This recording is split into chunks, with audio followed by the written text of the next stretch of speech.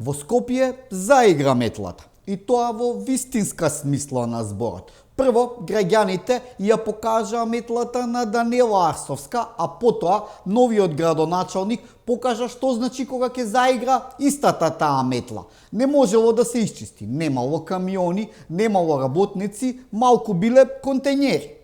Ете, можело. Навистина не е за фалење дека се исчистило ѓубрето, бидејќи тоа треба да биде нешто најнормално. Ама па досега во Скопје ништо не беше нормално. Ѓубре и смрдеа на сите страни, валкани улици, автобуси што стојат, плоштад да ти е срам да поминеш. Сега веќе не е така. Градот убав пак ќе никне, што рече некој мириса на шампон. А се сеќавате на овој славен метлар?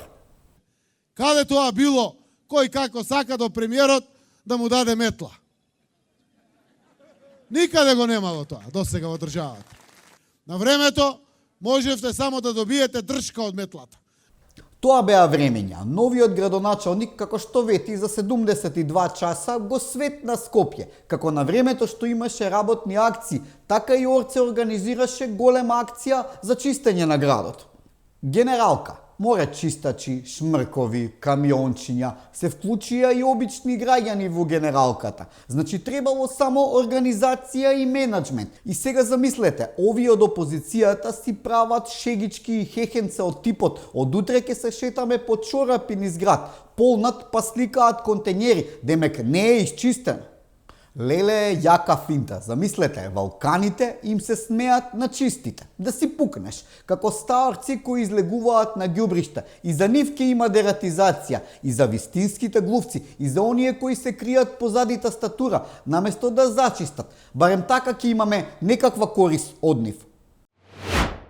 Оваа недела беше недела на градоначалници. Не само Скопје, и Њујорк доби градоначалник. Зохран, нагалено го викаат Зоран. Кога ќе се спомне Зоран, нас прво ни текнува на еден и единствен Зоран. И како да не ги споредиш? И едниот и другиот ја држат раката на срцето. А знаеме дека нашиот Зоран секогаш си стоеше до зборот и ништо не излажа.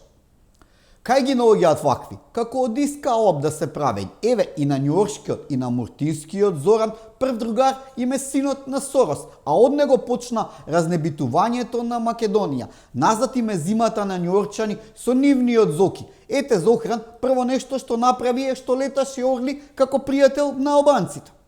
Значи албанците ги загубија Брвеница и Кичево, а го добија Њујорк. Тоа е, Њујорк, а ич негде да се владе, да врти парата. Може не е случајно што Бујар Османи сакаше да го прави Чаир како Њујорк. Затоа Зохран не се лути кога те викаат Зоран. Исти сте. Европската комисија го објави извештајот за напредокот на земјите кандидати. Се сеќавам на времето колку се потресувавме кога се објавуваа вакви извештаи. Море текстови, анализи, следење во живо. Сега ништо. Знаете ли зошто? Сега ќе ви објаснам. Многу е едноставно. Веќе никој не се потресува што ќе кажат оние од Брисел.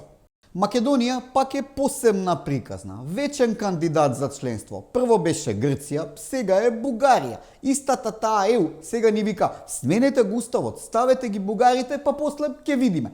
Тој филм нема да се гледа. Да ги внесеме бугарите и да добиеме петка на рачето, како што вели премиерот Мицковски, и одма после ново вето.